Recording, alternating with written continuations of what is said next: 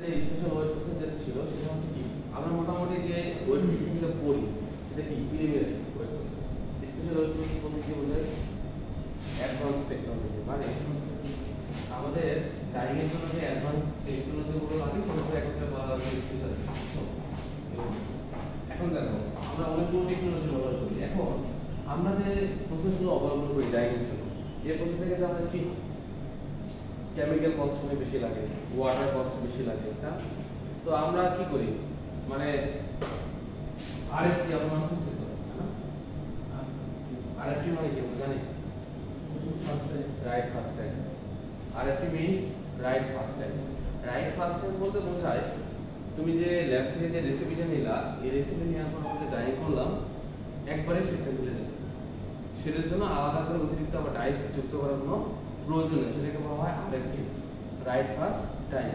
অর্থাৎ ল্যাব থেকে যে রেসিপিটা নেওয়া হয় এটা একবারে ডাইং করার পরে সেটা মিলে যাবে, অতিরিক্ত যে কারেকশন দিতে হয় ওটা দিতে হয় না। হ্যাঁ, প্রত্যেকটা ইন্ডাস্ট্রি চিন্তা করে যে কোন ইন্ডাস্ট্রি আরএফটি কত ভালো, যার আরএফটি যত ভালো সেই ইন্ডাস্ট্রির প্রোডাক্ট তত বেশি ভালো।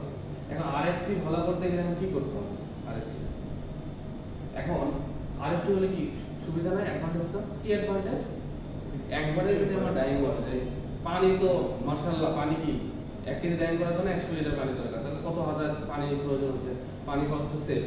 দুই নাম্বারটা কি? কেমিক্যাল কস্ট সেভ, কারণ ডাইসের জন্য কিন্তু অনেক পরিমাণ টাকা খরচ, এটা কিন্তু একবারে কমে যাচ্ছে, না? এটা বিশাল একটা কথা। তো এই আরএফটি ভালো করতে গেলে কি করতে হবে? তো আরেকটা ভালো করার জন্য আমাদের যে জিনিসগুলো দরকার সেটা হচ্ছে এমন কোনো টেকনোলজি আবিষ্কার করা যে টেকনোলজিগুলো ব্যবহার করলে আমি যে প্রসেসে ডাইং করি সেই ডাইং প্রসেস থেকে সরে এসে এই টেকনোলজিগুলো ব্যবহার করার পরে ডাইং ইমপ্রুভমেন্ট হয়। অর্থাৎ রাইট ফার্স্ট টাইম তো এটাও ভালো হবে, কষ্ট কমে যাবে, কেমিক্যাল ডাইসের পরিমাণ লাগবে না তেমন বেশি, পানি খরচ তো আরো কমে যাবে। তাহলে এটা আমাদের জন্য অবশ্যই ভালো। এটা ইমপ্রুভ করার জন্য এই যে নতুন technology, foam technology, solvent dyeing, SFCD মানে জানো? আচ্ছা, এসএফসিডি মানে হচ্ছে সুপার ক্রিটিক্যাল ফ্লুইড ডাইং।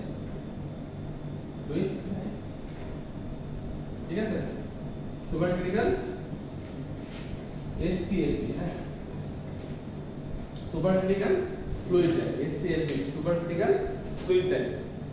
আরেকটা আছে ইজিপি। এখন মনে প্রশ্ন হতে পারে এই টেকনোলজি কি আসলে? তোমাদের এই অ্যাডভান্স যেটা ওয়েব প্রসেসিং পড়ানো হয়, মেইনলি এই চারটা জিনিসই পড়ানো হয়। ঠিক আছে, এক নম্বরটা হচ্ছে foam technology, solvent dyeing, super critical fluid dyeing, ইজিপি। আমি সবগুলো সম্পর্কে মোটামুটি একটু ওভারভিউ করি, তাহলে তোমাদের বিষয়টা ক্লিয়ার হয়ে যাবে। এখন দেখো, নাম্বার 1 হচ্ছে, এক নম্বর হচ্ছে ফোম টেকনোলজি। ফোম টেকনোলজি বলতে কি বোঝানো? আমরা যে সেভ করার জন্য ছেলেরা যে ফোমটা ইউজ করি, ফোম ইউজ করি না আমরা, যে আসলে ওই টেকনোলজির কথা বলা হচ্ছে। এই ফোম টেকনোলজির মাধ্যমে কি হয়, পানির পরিমাণ অনেক কম লাগে, ফেনা সৃষ্টি করা হয়, ফেনার মাধ্যমে কি করা হয়, ডাইং করা। ঠিক আছে, এখন এই টেকনোলজি খুব বেশি এখন পর্যন্ত ইন্ডাস্ট্রিগুলোতে আসে না। এখন মডার্ন একটা টেকনোলজি যে এটা হচ্ছে কি হয়, ফোম মানে তো বোঝো ফেনা, এই ফেনা সৃষ্টির মাধ্যমে কি করা হবে, ডাইং করা হবে। তাহলে কি হবে, হ্যাঁ, কিভাবে এটা করা হয়? বাবল সৃষ্টি করা। বাবল মানে আমরা দেখি না মাঝে মাঝে কি করে, মাঝে মাঝে বিভিন্ন জায়গায় দেখা হয় যে বাবল ওড়ায়, ওটার মাধ্যমে কি করা হয়, অল্প কিছু পানি লাগে, পানি দিয়ে ডাইস দিয়ে ডাইং করা হয়, ফেনা সৃষ্টি, বাষ্পীভবনের মাধ্যমে সৃষ্টি করে ভ্যাপর তৈরি করে এটা ডাইং করা হচ্ছে। এটা করার রিজন হচ্ছে কি, তাহলে আমার এখানে কেমিক্যালের পরিমাণ কম লাগতেছে, পানির পরিমাণ কম লাগতেছে। তা আমি যেটা আগে বললাম যে আগে আমরা যে এখন যে টেকনোলজিগুলো ইউজ করি, এই টেকনোলজিগুলো থেকে সরে এসে নতুন যে মডার্ন টেকনোলজিগুলো ব্যবহার করার কথা, সেই মডার্ন টেকনোলজির মধ্যে নাম্বার 1 হচ্ছে ফোম টেকনোলজি, মানে ফেনা সৃষ্টি করার মাধ্যমে আমরা এটা করতে পারি। এই ফোম টেকনোলজির 6 ধরনের মেথড আছে, আমি ওগুলোতে যাব না আজকে, যেহেতু ওভারভিউ করতেছি। ফোম টেকনোলজির 6 ধরনের মেথড আছে। এই মেথডগুলো আসলে তোমরা যেটা বললা যে কিভাবে অ্যাপ্লাই করা হয়, 6টা মেথড আছে। এই 6টা মেথডের মাধ্যমে ফোম টেকনোলজির মাধ্যমে ডাইং করা হয়। একটা জিনিস মনে রাখো, ফোম টেকনোলজি ব্যবহার করার প্রধান অ্যাডভান্টেজ হচ্ছে ফোম টেকনোলজিতে আমরা যে ডাইস করবো, ডাইং করার জন্য বিশাল যে পানির পরিমাণ হয়, দরকার হয়, সেই পানির পরিমাণটা লাগবে না, খুবই কম পরিমাণ পানি লাগবে। ঠিক আছে, তাহলে যেখানে 1 কেজি ডাইং করার জন্য 100 লিটার পানির প্রয়োজন হচ্ছে, সেখানে আমি যদি খুব সহজে ফোম টেকনোলজির মাধ্যমে ডাইং করতে পারি, তাহলে আমার জন্য অবশ্যই সেটা ভালো, রাইট? তো এখন এই টেকনোলজিগুলো ডেভেলপ চেষ্টা করা হচ্ছে। যতদিন যাবে এই টেকনোলজিগুলো কি হবে, ডেভেলপ হবে। কারণ কি, আমার যে পরিমাণ একদিন ডাই করার জন্য যত পরিমাণ পানি লাগতেছে, কেমিক্যাল লাগতেছে, ডাইসের পরিমাণ লাগতেছে, ওই খরচটা যদি আমি বাঁচাতে পারি তাহলে আমার প্রফিট আরো বাড়বে।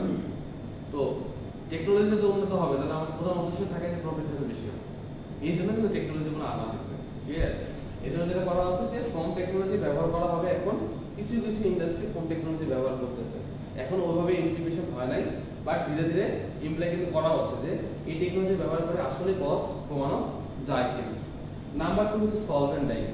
সলভেন্ট ডাইটা কি তোমাদের ধারণা আছে? আমরা যে বাসা বাড়িতে রং করি, বাসা বাড়িতে রং টং করি না, জানালায় রং করি না, করি তো, ওগুলোকে বলা হয় সলভেন্ট ডাই। ওগুলোকে কি বলা হয়?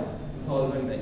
তো বাসা বাড়িতে বিভিন্ন ডাই করার জন্য যে সলভেন্ট ব্যবহার করা হয় ওটা, মানে এখানেও কি হয়, এখানে কিন্তু পানির পরিমাণ অনেক কম হয় সলভেন্ট ডাই তুলনামূলক।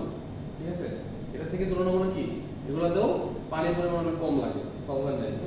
তারপর হচ্ছে SCFD মানে সুপার ক্রিটিক্যাল ফ্লুইড। এটা হচ্ছে কি কার্বন ডাই অক্সাইডের সাহায্যে সুপার ক্রিটিক্যাল ফ্লুইড ডাইংয়ের প্রধান উপাদান কি? কোনজন কেউ জিজ্ঞাসা করে SCFD এর প্রধান উপাদান কি? তোমরা দেখো carbon die oxide. Carbon die oxide তোমরা মনে হয় ইন্টারমিডিয়েটে পড়ে আসছো ক্রান্তি তাপমাত্রা পড়ে আসলে, ক্রান্তির চাপ, ক্রান্তির একটা ভ্যালু আছে কেমিস্ট্রিতে ছিল যে কার্বন ডাই অক্সাইডের 31.1 ডিগ্রি সেন্টিগ্রেড তাপমাত্রায়, মানে এটা ক্রান্তি তাপমাত্রা, মানে এর উপরে গেলে কি খুব সহজে এটা কি হবে না, কার্বন ডাই অক্সাইড কি হবে না, কঠিনে পরিণত হবে না। মানে কি হয়, এখন কঠিন থাকলে তো আমি ডাই করতে পারবো না, পানি সেটা। তো সুপার ক্রিটিক্যাল ফ্লুইড ডাই বলতে বোঝায় এটার উপাদান হচ্ছে কার্বন ডাই অক্সাইড ব্যবহার করা হয়। এখন ধরো কার্বন ডাই অক্সাইড যদি ব্যবহার করা হয় 31.1 ডিগ্রি সেন্টিগ্রেড তাপমাত্রায়, এটাকে খুব সহজে তরলে পরিণত করা যায় এবং ডাই করা যায়। ধরো এখন এটা বলার উদ্দেশ্য হচ্ছে কটন যদি ডাই করা লাগে তাহলে কটনের জন্য টেম্পারেচার কত লাগে? 60। পলিস্টার যদি ডাই করা লাগে তাহলে টেম্পারেচার কত লাগে? 135। লাইলন যদি ডাই করা লাগে কত লাগে? 90। এখন ধরো এই যে সুপার ক্রিটিক্যাল ফ্লুইড ডাইয়ে আমি যে কার্বন ডাই অক্সাইড ব্যবহার করতেছি, কার্বন ডাই অক্সাইড কিন্তু 31.1 ডিগ্রি সেন্টিগ্রেড তাপমাত্রায় এটা খুব সহজে তরলে পরিণত হতে পারে। এটাকে বলা ক্রান্তি তাপমাত্রা। এই তাপমাত্রায় যদি আমি ডাই করতে পারি তাহলে কি আমার টেম্পারেচার কোথায় ছিল 60, 135, 98, সেখানে কত লাগতেছে? 31.1। নরমাল হাউ ইটস পসিবল, কিন্তু পসিবল। এই টেকনোলজিগুলো কিন্তু আবিষ্কার হচ্ছে। তাহলে কি, তাহলে সুপার ক্রিটিক্যাল ফ্লুইড ডাইয়ে যদি আমি ডাই করতে পারি তাহলে আমার কি এই যে কিছুদিন আগে ইন্ডাস্ট্রিতে মানে ক্রিটিক্যাল সময় গেল, বিদ্যুতের সমস্যা ছিল, গ্যাসের সমস্যা ছিল, অনেকটা কিন্তু সলভ হবে না? কত কম লাগতেছে তুমি বুঝতেছো? হিউজ। সেখানে কি পানি তো আরো কম লাগতেছে, 31.1 ডিগ্রি সেন্টিগ্রেড তাপমাত্রায় কতই পানি খরচ হবে, যেখানে 60, 135 পলিস্টার করতে তো অনেক টেম্পারেচার উঠতে হয়, অনেক পরিমাণ লাগে, গ্যাস টেস লাগে, কিন্তু বাট এখানে কিন্তু লাগে না। এটা খুবই মানে ভালো একটা প্রসিডিউর। তোমাদের স্যার এগুলো পড়িয়েছে কিনা আমি জানি না, বাট স্পেশাল ওইটা এগুলোই করানো হয়। আর আগের কোর্সগুলোতে আমি এটাই পড়াইছি আর কি, কলেজ সেমিস্টারে। বুঝা গেছে? তাহলে কি এই তিনটা টেকনোলজি ব্যবহার যে এখন যদি ডেভেলপ করা যায় ইন্ডাস্ট্রিগুলোতে, ইন্ডাস্ট্রিগুলো হিউজ পরিমাণে যে এই যে কেমিক্যাল যে কস্ট। আরেকটা কথা বলেন, আমরা তো জানি যে কেমিক্যালগুলো ব্যবহার করা হয়, কেমিক্যালগুলো ব্যবহার করার আগে কিন্তু এদের পরীক্ষা করার কথা। কেমিক্যালগুলো পরীক্ষা করা হয়, করা হয় করা হয় না। মাঝে মাঝে দেখবা তোমরা হয়তো চাকরি করো, ল্যাবে দেখবে যে মাঝে মাঝে কিছু ডাইস আছে যেগুলো মেয়াদ উত্তীর্ণ। কিভাবে কিভাবে বুঝবো মেয়াদ উত্তীর্ণ? দেখো এখন যখন ওটা দিয়ে আমি রেসিপি নিছি, ওই ডাইস ব্যবহার করতে রেসিপি নিছি যে ঠিক আছে এই ডাইসটা ব্যবহার করলে আমার শেডটা মিলবে। এখন ওই ডাইসে যদি ওই যে ডাইসটা আছে ল্যাবে, ওই ডাইসটা আমি যখন আর ব্যবহার করলাম তখন আর শেড মিলে না, মানে বাল্ব প্রোডাকশন আছে। তাহলে কেন? তাহলে কি সমস্যা? ওই ডাইসের সমস্যা ছিল, মানে ডাইসটা মেয়াদ উত্তীর্ণ, পরে দেখা গেল ডাইসের মেয়াদ শেষ। তো এই জন্য কি করা হয়, প্রত্যেক বাংলাদেশে তো এই জিনিসটা প্রচলন কম, এই জন্য ইন্ডাস্ট্রিগুলোতে কি প্রচুর পরিমাণে কি হয়, এই যে দূষণ প্রচুর পরিমাণে, মাঝে মাঝে কেমিক্যাল ইন্ডাস্ট্রিগুলো ধ্বংস হয়। কেন? কারণ হচ্ছে কিছু কিছু প্রোডাক্ট আছে মেয়াদ উত্তীর্ণ, তখন এগুলো ধ্বংস হয়ে যায় আর কি, আগুন টাগুন লাগবে। মাঝে মাঝে ইন্ডাস্ট্রি দেখো না যেগুলো আছে ডাইস কেমিক্যালের যে ফ্যাক্টরিগুলো। এখন দেখো এই জন্য কি করা হয়, এই জন্য ডাইস কেমিক্যালগুলো যে ব্যবহার করা হবে তার জন্য একটা নির্দিষ্ট মাত্রা আছে, যে এত রেটের মধ্যে যদি হয় তাহলে এটা ব্যবহার করা যাবে, না হলে ব্যবহার করা যাবে না। বাট আলটিমেটলি কি হয়, ওটা কিন্তু আমরা শুনে না, আরে ডাইস হলে রিঅ্যাক্টিভ ডাইস হইলো আর ডিসপার্স হলো ব্যবহার করো, ডিসপার্স রেড ব্লু মারো, বাট আলটিমেটলি এটা কথা না। কারণ হচ্ছে এই যে ডাইস কেমিক্যালগুলো আমরা ব্যবহার করছি এগুলো কিন্তু আমাদের জন্য ক্ষতিকর। কারণ তোমরা খেয়াল করে দেখবে যখন ডাই যারা চাকরি করে তারা কি যেমন ওই কালার যখন নেয় যেমন কিন্তু অনেকে মাস্ক পরে, মাস্ক পরাটা সেফ। কারণ হচ্ছে কি মাস্ক না পরলে যে বুড়া যে বন্ধুরা যায় কিন্তু মারাত্মক লেভেলে ক্ষতি করে, নিঃশ্বাস নিঃশ্বাসে লেগে আমাদের শরীরে কিন্তু প্রচন্ড পরিমাণে ক্ষতি করে।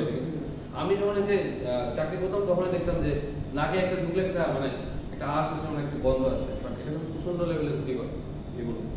তো এই জন্য কি হয়, এই যে আমরা যদি এই ডাইস কেমিক্যাল যেটা বিষাক্ত, ধরো আমরা তো ব্যবহার করছি, এটা তো যদি আমরা একটু যদি সচেতন হতাম যে না নির্দিষ্ট একটা রেটের মধ্যে যদি হয় এটা ব্যবহার করা যাবে, বাট এটা কিন্তু নিয়ম যে যে ডাইসটা ব্যবহার করো ওই ডাইসটা উপযোগী কিনা পরীক্ষা করা হয়তো এখন করা হয়।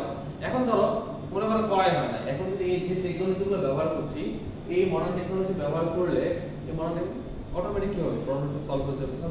কারণ আমার অতিরিক্ত কিন্তু ডাইসের পরিমাণ লাগতেছে না। তাহলে এখন যদি এখানে কোনো প্রশ্ন করা হয় আমরা যে টেকনোলজিগুলো ব্যবহার করি এগুলো কি কি টেকনোলজি, মানে আমরা যে এখন যে ইন্ডাস্ট্রিগুলোতে টেকনোলজিগুলো ব্যবহার করি এগুলো কি আদিম যুগের ওল্ড ভার্সন, ওল্ড না, মানে আমরা যে এখন ধরো প্রি ট্রিটমেন্ট করি স্কারিং ব্লিচিং, তোমাদের আমি বলছি কিনা কিন্তু আমি ওইটা ক্লাসে আমি মোটামুটি ক্লাসে বলে থাকি এই বিষয়টা যে আমরা যে ডাইং করি এই ডাইং প্রসিডিউর কিন্তু আরো অনেকভাবে কমানো যায়।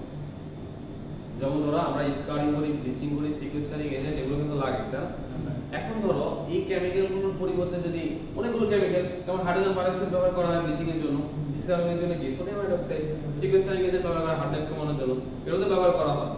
এখন ধরো এগুলো সবগুলো কেমিক্যালের পরিবর্তে যদি আমি একটা কেমিক্যাল ব্যবহার করি কেমন হবে বিষয়টা? খরচ কমে যাবে, সময় কমে যাবে, সব কমে যাবে না? ধরো আমরা এরকম একটা টেকনোলজি নিয়ে আমরা কাজ করেছিলাম থিসিসে, যেটা হচ্ছে এটার নাম হচ্ছে TF120C কেমিক্যাল। এই কেমিক্যাল হচ্ছে TF120C, TF120C। এই কেমিক্যালের নাম হচ্ছে ট্রান্সপোর্ট। কেমিক্যালের নাম কি?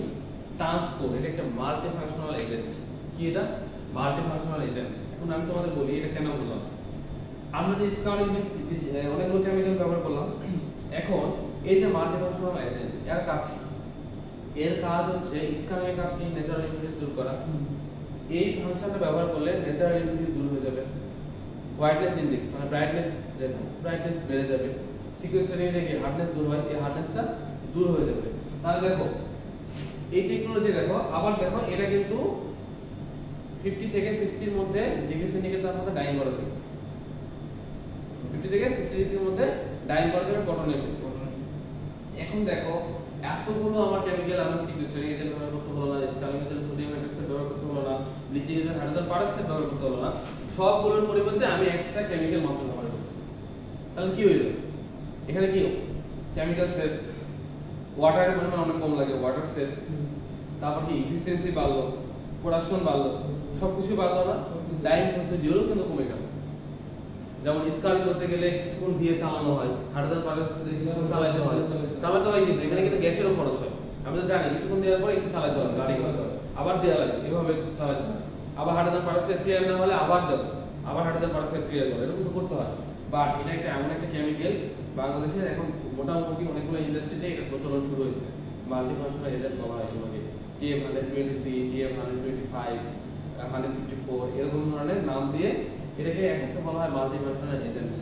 এই এজেন্টটা হচ্ছে মানে বলে না 10 একের ভিতর 10, এরকম কথা বলে না, মানে একটা জিনিস দিয়ে 10টা কাজ সম্ভব। তেমনি এই কেমিক্যালটা ব্যবহার করে এই যে ডাইং প্রসিডিউরগুলো আছে খুব সহজে ইজিলি করা যায়, প্রোডাকশন ভালো হয়, এফিসিয়েন্সি ভালো হয়, এবং এমনি আমরা যে ওল্ড ভার্সনে যে ডাইং করি, ডাইং করে যে ইমপ্রুভমেন্ট হয় তার থেকে এটা অনেক ভালো বেটার রেজাল্ট হয়।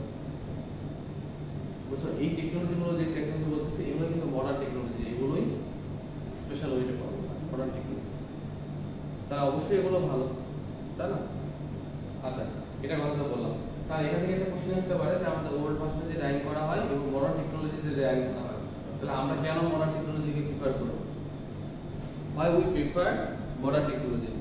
তাহলে উত্তরটা এরকম হবে যে মডার্ন টেকনোলজি ব্যবহার করার উদ্দেশ্যই হচ্ছে আমাদের যে ডাইং এর যে কস্ট, ডাইং এর যে টাইম, ডাইং এর যে টেম্পারেচার, তারপর কেমিক্যাল কস্ট, যে ডাইসের কস্ট, সবগুলো কমানোর জন্য আমরা এই মডার্ন টেকনোলজিগুলো ব্যবহার করি। এবং সর্বোপরি সবথেকে মডার্ন টেকনোলজির সবচেয়ে বড় অ্যাডভান্টেজ হচ্ছে ওয়াটার কুলার, পানি। কারণ তুমি যখন পানি সেভ করতে পারবে ডাইং এর ক্ষেত্রে এর থেকে বড় আর কোনো কিছু করতে পারবে না। কারণ এত পরিমাণ পানি লাগে, তুমি ওয়াশ করো 3টা ওয়াশ দিলে কি পরিমাণ পানি খরচ হয়, এই পানির কস্টটা কিন্তু হিসাব করা হয় জানো তো ইন্ডাস্ট্রিতে। ধরো লাইলন যখন ডাইং করা হয় এত পরিমাণ পরিষ্কার হয় না, তখন ওয়াশ করতে হয়, তো 3বার যদি ওয়াশ করি তাহলে কত লিটার পানির প্রয়োজন? ডাইংয়ে তো অলরেডি পানি যাইতেছে, আবার ওয়াশ করতেও পানি লাগে, এক একটা প্রসেসের পরে ওয়াশ করতে হিউজ পরিমাণ পানি। তো আমার প্রধান টার্গেট থাকে পানির পরিমাণটা কমানো, মানে পানি যেন কম লাগে। তো এই জন্য মডার্ন টেকনোলজির দিকে এখন সবাই কিন্তু আগায় যাচ্ছে। এই যে মডার্ন টেকনোলজিগুলো যদি ডেভেলপ হয় তাহলে অবশ্যই ডাইং এর যে, এই জন্য এখন মানে দেখো সবসময় কিন্তু টেক্সটাইল রিসার্চ নিয়ে সবাই পড়ে আছে যে ডাইং এর এই যে পার্টগুলো কিভাবে ইমপ্রুভ করা যায়। কারণ এত প্রসিডিউর, যখন আমার হচ্ছে স্টিপিং নাম শুনতে মনে হয়, স্টিপিং হচ্ছে যখন আমি কোনো একটা টেক্সটাইল প্রোডাক্ট আমি ডাইং করে ফেললাম, ডাইং করার পরে ওই প্রোডাক্টটা আমি কি করতে পারতেছি না, শেডটা মিলাইতে পারতেছি না, তখন ওই শেডটা কি হয় একবার তুলে দেওয়া হয়, শেডটা কালার তুলে দিয়ে ব্ল্যাক করে দেওয়া হয়। মানে যখন একবারে দেখতেছি ওই শেডটা আর সম্ভবই না, কাপড় তো আর নষ্ট হয় না, তখন কি করে ওটাকে ওই কাপড়টা তুলে দিয়ে ব্ল্যাক করে দেওয়া হয়। তখন ব্ল্যাকের অর্ডার আসে কাপড়ে, তখন ব্ল্যাকটা দিয়ে দেওয়া হয়। ক্লিয়ার? খুব কমন টার্ম স্ট্রিপিং, নাম শুনে থাকা। এই জন্য কি হয় এখন যেহেতু নিট ডাইং এ যারা চাকরি করে দেখবা যে কাপড়ের শেড মিলানো টাফ। কিছু শেড আছে ক্রিটিক্যাল শেড বলা হয়, কি বলা হয় ক্রিটিক্যাল শেড, যেমন ব্ল্যাক শেড কাপড় মেলানো খুব টাফ। যেমন হচ্ছে আরেকটা আছে হচ্ছে ক্রিটিক্যাল কালার বলা, যেমন সবুজ যে কালারটা টার্কিশ কালার মেলানো অনেক কষ্টকর। আর তুমি চোখে দেখতেছে এক ঢিলা এক হইতেছে, এটা যত বড় পদে তুমি থাকো না কেন এই টার্কিশ কালার মেলানো খুবই টাফ। ব্ল্যাক কালার মেলানো কিন্তু টাফ, কারণ হচ্ছে এদের হচ্ছে রেসিপি তোমরা জানো, আমি বলছিলাম যে কয় ধরনের পাওয়া যায় শেড, 3 ধরনের, লাইট মিডিয়াম ডার্ক, তারপরে একটা শেড আছে স্পেশাল শেড বলছিলাম, এটা হচ্ছে ব্ল্যাক কালার, এটা হচ্ছে পার্সেন্টেজ এভারেজ কি 3 উপরে থাকে, তখন অলমোস্ট 6 এর কাছাকাছি থাকে, 6+। তো এরকম হচ্ছে ডাইং করা কিন্তু খুবই কষ্টকর। আর সবচেয়ে বড় কথা কি তোমার শেডটা মিলে তো ডাইংই ইম্পসিবল, মানে ওই ডাইংয়ে তোমার মূল্যায়ন নেই। কারণ একবার তুমি চিন্তা করো, একবার যদি শেড তোমার ম্যাচ না হয়, ধরো তুমি আবার ট্রাই করলা, আবার ট্রাই করা মানে কি আবার মনে করো ওই পরিমাণ কেমিক্যাল না পুনরায় প্রসেস করতেছো, রিপ্রসেস করতেছো, কষ্ট বাড়তেছে না। এই জন্য এই ডাইং জগৎ নিয়ে কিন্তু মানুষের রিসার্চের শেষ নেই। এখন দেখতেছে যে এই ডাইস ব্যবহার না করে যদি আমি অন্য একটা ডাইস ব্যবহার করি তাহলে ডাইস কম লাগতেছে, কালার ভালো আসতেছে, শেড ভালো আসতেছে, আমার শেড ভালো আসার মধ্যে আমি এই ডাইস ব্যবহার করি। এই জন্য দেখবা যে ইন্ডাস্ট্রিগুলোতে এক একটা ইন্ডাস্ট্রি এক এক ধরনের ডাইস ব্যবহার করে, ওই ইন্ডাস্ট্রির সাথে ওই ইন্ডাস্ট্রির ডাইসের মিল আছে, বাট সব কিছু মিল নাই। কারণ হচ্ছে প্রত্যেক দিনই দেখবা যে চলতেছে রিসার্চ চলতেছে কেমিক্যাল, এই জন্য শুধু not only chemical but also all the process. কারণ এই প্রসেসগুলো যদি আমরা ডেভেলপ করতে পারি তাহলে কিন্তু সম্ভব এই ডাইং এর এই যে বিশাল একটা জগৎ, ডাইং এর জগৎটাকে বলা হয়, এত কষ্টে কিন্তু কমানো সম্ভব। ক্লিয়ার? বোঝা যাচ্ছে তো? এই জিনিসগুলো এই মডার্ন টেকনোলজিতে পড়ানো হয় এই দিনটা। আর সর্বশেষ যেটা সেটা হচ্ছে ইটিপির উপর কথা বললাম। ইটিপি মানে ইফ্লুয়েন্ট ট্রিটমেন্ট প্ল্যান, অর্থাৎ আমাদের দেখা যায় আগে যে ইন্ডাস্ট্রিগুলো ছিল, আগে ইন্ডাস্ট্রিগুলোতে কি হইতো, আগে ইন্ডাস্ট্রিগুলোতে কিন্তু কি করা হতো না, ইটিপি প্ল্যান ছিল না। ইটিপি প্ল্যান না থাকলে যে সমস্যাটা হয় সেটা কি সমস্যা, রিসাইকেলিং। যেটা বলছে তোমাদের আরেকটা ইনফরমেশন দেই, যেহেতু তুমি ইয়ানে চাকরি করো, তোমাকে আমি বলছিলাম সেটা হচ্ছে কি 2025 সালের মধ্যে 75% যে ইয়ান ব্যবহার করা হবে এটা হচ্ছে রিসাইকেলিং। কটন যারা ব্যবহার করি, পলিস্টার, নাইলন, এগুলো কিন্তু একবার ব্যবহার করা যায় না, অলরেডি গবেষণা হচ্ছে। 2025 সালের মধ্যে দেখবা রিসাইকেলিং ইয়ানটা বেশি চলতেছে। দেখবা রিসাইকেলিং ইয়ান বলতে কিন্তু এটা আবার হচ্ছে ব্লেন্ডিং, তোমরা জানো পিসিসিবিসি নাম শুনছিল, পলিস্টার কটন বা সিবিসি সিবিল অফ কটন, এটা মিক্স থাকবে, বাট এটা হচ্ছে তোমার পরিবেশের জন্য ভালো। কারণ তুমি এক জিনিস যদি আবার পুনরায় যদি আবার ইউজ করতে পারো তাহলে তোমার জন্য খরচ কমে যাবে না? অবশ্যই কমে যাচ্ছে। এখন দেখো ইটিপি প্ল্যান্টের মূল উদ্দেশ্য হচ্ছে কি, পুনরায় যে আমরা পানিটা ব্যবহার করতেছি পানিটা যেন পুনরায় রিসাইকেল করে ব্যবহার করতে পারি, তাই না? কিন্তু এই যে নদী নালাগুলো, বুড়িগঙ্গা নদী এক সময় কি প্রাণ কি হয়ে গেছে, মরে গেছিল, পরে ফিরে পেয়েছে কেন? এখন দেখো এখনো খুব বেশি ফিরে পেয়েছে এমন না, দূষিত দূষিত কেন পানি? কারণ হচ্ছে কি প্রত্যেকটা ইন্ডাস্ট্রির সাথে দেখবা যে আশেপাশে আছে নদী পানি টানি কি হয় এই যে ডাইসের যে পরিমাণ রঙের পানি এই পানিগুলো তো যায় জলজ প্রাণী আছে মাছ এগুলো কি বাঁচবে তোমার মনে হয়? আচ্ছা ধরো একটা নদীতে একটা ফিক্স করে ফেললো বাট ওই নদীর পানি কি নদীতে থাকে না। যখন এই যে বৃষ্টি বর্ষাকালে বৃষ্টি হয় তখন চারিদিকে ছড়ায় যায়। তো জলজীবের জন্য যেমন ক্ষতিকর মাছের জন্য যেমন ক্ষতিকর পরিবেশের জন্য আরো বেশি ক্ষতিকর। বাট ইটিভি যদি প্ল্যান করি তাহলে একটা নির্দিষ্ট জায়গার মধ্যে তো পানিতে যাচ্ছে ডাইসের পানিটা ওটা যদি আমি আবার রিসাইকেল করি ইটিভি প্ল্যানে কিন্তু রিসাইকেল দেখবা যে প্রসিডিউর করা হয় যে পানিটাকে পরিশুদ্ধ করা হয়। তো পানিটাকে যদি পরিশুদ্ধ করতে পারি আমরা যদি ইউজ করতে পারি তাহলে আমার কস্ট কমে যেতেছে না ইউজ পরিমাণ পানি কষ্ট কমে যেতেছে। এই জন্য বাংলাদেশে এখন যে ইন্ডাস্ট্রি করার যে পূর্ব শর্ত সেটা হচ্ছে প্রত্যেকটা ইন্ডাস্ট্রিতে একটা করে কি থাকতে হবে ইটিভি প্ল্যান্ট থাকতে হবে। এই জন্য এখন দেখবা প্রত্যেকটা ইন্ডাস্ট্রির সাথে একটা করে ইটিভি প্ল্যান্ট আছে। আরেকটা জিনিস তোমরা খেয়াল করছো কিনা জানি না আগে ইন্ডাস্ট্রিগুলোতে দেখবা ধরো 5টা বা 6টা ইন্ডাস্ট্রি আছে 5টা বা 6টা ইন্ডাস্ট্রি মিলে একটা মনে করো ইটিভি প্ল্যান্ট আছে। আগে এরকম ছিল মনে করো ধরো আশেপাশে অনেকগুলো ইন্ডাস্ট্রি আছে 5 বা 6টা ও 5টা বা 6টা ইন্ডাস্ট্রি মনে করো যে পানি একটা জায়গায় জড়ো ছিল বুঝছো। বাট এখন যেটা হচ্ছে সেটা হচ্ছে যেহেতু পরিবেশের আমাদের কি টেক্সটাইল ইন্ডাস্ট্রির জন্য একটা নেগেটিভ সাইড যেটা সেটা হচ্ছে পরিবেশ দূষণের জন্য কিন্তু টেক্সটাইল ইন্ডাস্ট্রিগুলো কিন্তু মারাত্মকভাবে দেয় এটা তো জানো। কারণ যে ডাইসগুলো ব্যবহার করা হয় একটু আগে তো বললাম যে এগুলো হচ্ছে পরিবেশের জন্য ভালো না তার উপর যদি নদীর পানিতে মিশে যায় বা পুকুরের পানিতে মিশে যায় জলজ প্রাণী বাঁচবে। এই জন্য ইটিভি প্ল্যান্টটা খুবই গুরুত্বপূর্ণ একটা বিষয়। এই ইটিভি প্ল্যান্টে খুব মানে ইটিভি মানে বললামই ইফ্লুয়েন্ট ট্রিটমেন্ট প্ল্যান্ট ঠিক আছে। অর্থাৎ এটা করা হয় যে দূষিত যে পানিগুলো আছে সেই দূষিত পানিগুলো পুনরায় ইউজ করে পরিবেশের জন্য যেন আবার পুনরায় ব্যবহার করা যায় সেটাকে বলা হয় ETP plant effluent treatment plant. ইটিভির অনেকগুলো হচ্ছে আমরা যখন করবো দেখবা যে ইটিভির যতগুলো ফ্লোচার্ট আছে স্ক্যানিং করা হয় চাম্পার মানে পানিটা কিভাবে পরিশুদ্ধ করা হয় স্ক্যানিং আছে। স্ক্যানিং মানে আমরা যে ছাঁকনি ব্যবহার করি ওই দেখো আমরা যে প্রিন্টিং করি ছাপ দিই না ছাঁকুনির মধ্যে না তো আমরা যখন যে শরবত বানাই শরবত করে শরবতটা আবার কি করি ছাঁকুনিতে কেন ছাঁকি যে অবশিষ্ট যে অংশগুলো আছে যেন ধরা পড়ে। তো এরকম স্ক্যানিং আছে ইটিভির একটা মানে ফ্লোচার্টের করবে স্ক্যানিং করার উদ্দেশ্য হচ্ছে ওখানে জালের মতো আছে যে ধরো আরেকটা জিনিস বলি শুধু যে ডাইং করার পর ডাইং এর পানি যে ইটিভি প্ল্যান্টে যায় এমন না ধরো কাপড় যেতে পারে সুতাও যেতে পারে অর্থাৎ বড় বড় যে মেটালও থাকতে পারে হ্যাঁ মেটাল থাকে। তো বড় বড় যে মেটালগুলো আছে এই মেটালগুলো কি ছাকনি পার হয়ে যেতে পারবে না ওই ছাকনিতে কিন্তু আটকে যায়। এটা আবার কোথায় যুক্ত হয় কোয়াগুলেশন মানে যতগুলো জায়গা একটা জায়গায় সবগুলো যে যখন পানিটা পরিশুদ্ধ হয়ে গেল ছাকনিতে ওটা কোয়াগুলেশনে যায় মানে একটা জায়গায় জল হয় পুকুরের মতো ঠিক আছে। ওখানে আবার কি করা ওখানে আবার কেমিক্যাল ব্যবহার করে আরেকটা চাম্বার ব্যবহার করা চাম্বার মানে ওই ছাকনির মতো আবার কি করা কেমিক্যাল গুলো যখন পানি পরিশুদ্ধ করে চাম্বার দিয়ে পরিষ্কার করে তারপর হচ্ছে ট্রান্সফার স্ক্যানিং বলা হয় আরেকটা জায়গায় ট্রান্সফার করা হয়। ট্রান্সফার করে যদি আরো কিছু ময়লা থাকে ওই অবশিষ্ট ময়লাগুলো আরেকটা জায়গায় জমা হয় আর ভালো পানিগুলো একটা জায়গায় যাবে। এরকম হচ্ছে স্ক্যানিং করা হয় পিএইচ মাপা হয় টেম্পারেচার এবং ফ্লোচার্টে গেলে তোমরা ইজিতে এগুলো ভালো করে শিখতে পারবে ঠিক আছে। এই জিনিসগুলো মোটামুটি টেকনোলজিগুলো সম্পর্কে আলোচনা করা হয়। যেহেতু মিটার আগে মোটামুটি সার্কিট ফোন টেকনোলজি সম্পর্কে ধারণা দিয়েছে অথবা সলভেন্ট ডাইং নিয়ে মোটামুটি পড়ানো হয়েছে ঠিক আছে ক্লাস খুব একটা হয় না। তো এখন তো বোঝা গেছে যে এই অ্যাডভান্স টেকনোলজিগুলো হচ্ছে ফোম বলো সলভেন্ট বলো সুপার ক্রিটিক্যাল ফ্লুইড ডাইং এই তিনটা মেথড এখন টেক্সটাইল ইন্ডাস্ট্রির জন্য খুবই গুরুত্বপূর্ণ। এগুলো এখন খুব ব্যবহার করা হচ্ছে বুঝতে পারছো।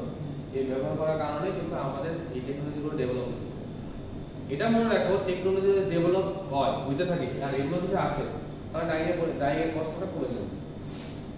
ডাইংয়ের কস্ট যেমন কমে যাবে তেমন প্রফিট অনেক বেশি হবে। আর এই টেকনোলজিগুলোর উদ্দেশ্য হচ্ছে কিভাবে কম খরচে সবকিছু ডাইস কেমিক্যাল ওয়াটার প্রসেস আর সবথেকে গুরুত্বপূর্ণ জিনিস সেটা প্রসেস শর্ট করা। এই জন্য তোমাদের বললাম থিসিস করলে এরকম একটা জিনিস করো যেটাতে প্রসেস শর্ট কইরা ডাই করে সেটা একটা ডেভেলপ করতে পারো ইমপ্রুভ করতে পারো। একটু নেটে ঘাটাঘাটি করো ডাইস কেমিক্যাল নিয়ে দেখো কোনটা কোন ফাংশনে কাজ। তো দেখো এই ডাইস থেকে ওই ডাইসটা বেটার কিনা ওই ডাইস থেকে এই ডাইসের ফাস্টেস্ট প্রপার্টিজ ভালো কিনা এই ডাইসের তুলনায় ওই ডাইস ব্যবহার করে যদি কোয়ালিটি ভালো হয় তাহলে ওই ডাইস বাদ ওই ডাইস ব্যবহার করবো।